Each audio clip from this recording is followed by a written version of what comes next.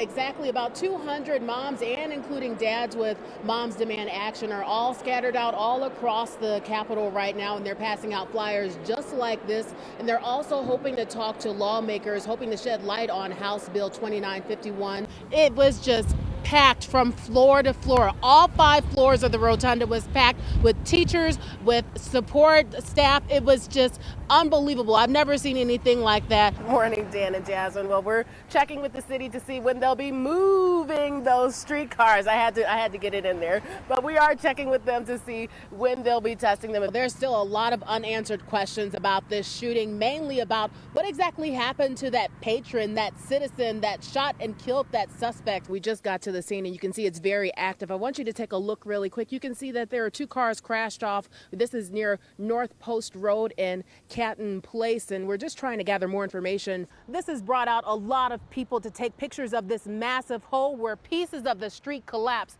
But the question still remains, will they put something temporary over it so people can get through, or will it remain closed the entire time, which could take up to 2 months? We're in an underground storm shelter, and this is where you'll want to be just in case a tornado hits. What we're seeing out here are a lot of bricks like these scattered all across the front of this. I want to show you just how much of that debris came off. Look at this. You can see a big piece of, I'm assuming this is part of the roof that came off of the 2000 Classen building. Yeah, the rain is definitely coming down, but there's still a lot of unanswered questions about this shooting. And we've seen thousands and thousands of teachers here at the Capitol, but today it's about those students, and I want to show you just exactly where they will be standing. We've seen the teachers fill this area, completely fill it. Now it's time for the students to take control. FBI officials here are saying that those imposters are targeting anybody with a cell phone. Students starting to arrive?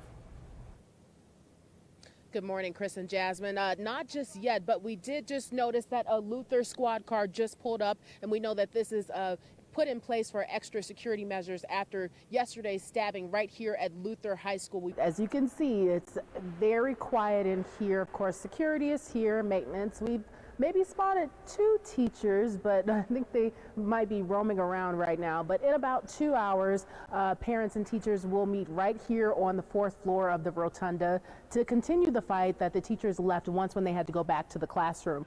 Pencils, pens, and notepads might seem like an easy fix to buy at the store for some people, but for teachers like Stephanie Cottage of Western Oaks Elementary, there's what is it, sticky note pads. I want some of those. It's an essential item for her classroom. Excuse me, I'm going to take a couple of those. Thank you. And maybe throw in glue sticks. Ooh, glue sticks. There's glue sticks.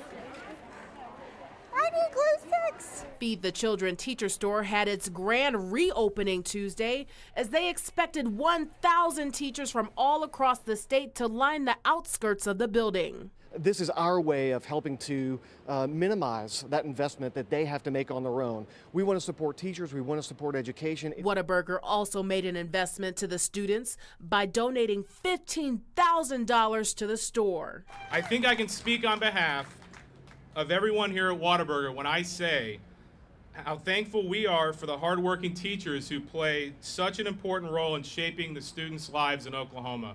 Approximately 500 teachers are in here grabbing any items they can. Feed the Children Teacher Store started out with 130,000 pounds of school supplies, and if they run out, then they can always get more from their warehouse.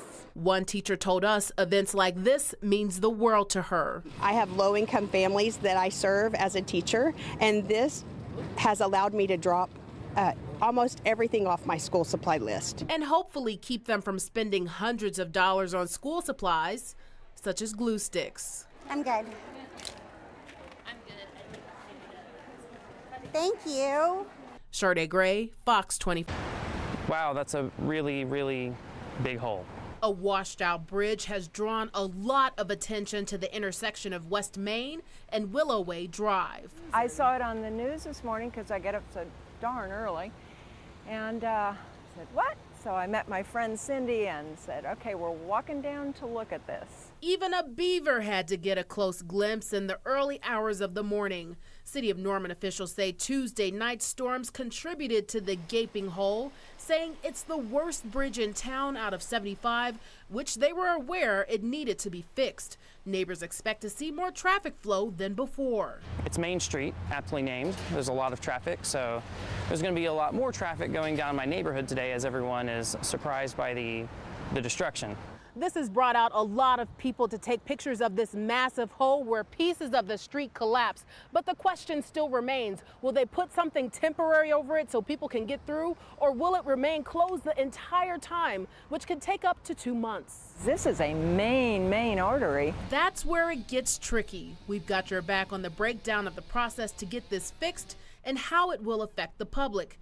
It won't happen overnight. Construction officials tell us they'd like to have it completely shut down and reopen it in 2 months. But city officials say they'd like to have at least 2 lanes open.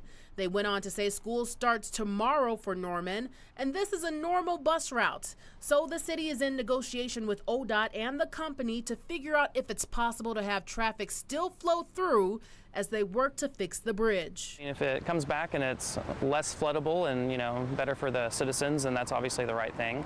And if this makes it happen in a much more succinct time frame, then I'm certainly happy with that. Shardaa Gray, Fox 25 News.